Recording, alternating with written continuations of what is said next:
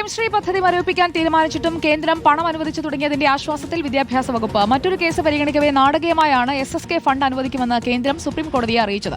പദ്ധതിയിൽ നിന്നുള്ള പിന്മാറ്റം കേന്ദ്രത്തെ ഔദ്യോഗികമായി അറിയിക്കാത്തതും കേന്ദ്രവുമായി നടത്തിയ ചർച്ചകളും ഗുണം ചെയ്തെന്നാണ് അനുമാനം.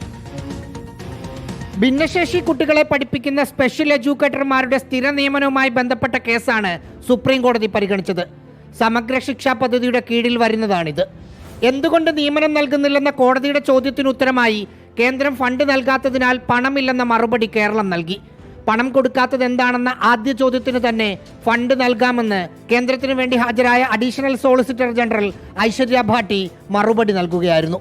അനുമതി നൽകിയ 109 കോടിയിൽ 92.41 കോടി രൂപയാണ് ഇന്നലെ അനുവദിച്ചത്. ഇത് വിദ്യാഭ്യാസ അവകാശ നിയമപ്രകാരം കുഞ്ഞുങ്ങൾക്ക് അർഹതപ്പെട്ട റിക്കറിംഗ് ഫണ്ടാണ്. നിർമ്മാണ ആവശ്യങ്ങൾക്കായുള്ള നോൺ റിക്കറിംഗ് ഫണ്ട് 17 കോടി രൂപ ഇനിയും ലഭിക്കാനുണ്ട്. അത് ഈ ആഴ്ച തന്നെ ലഭിച്ചേക്കും. രാഷ്ട്രീയ നയതന്ത്രമാണ് 92.41 കോടി ഫണ്ട് കിട്ടിയതിന് പിന്നിലെന്നാണ് വിദ്യാഭ്യാസ വകുപ്പിന്റെ നിലപാട്.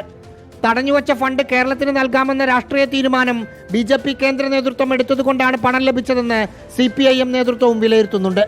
റഹീസ് റഷീദ്, റിപ്പോർട്ടർ, തിരുവനന്തപുരം.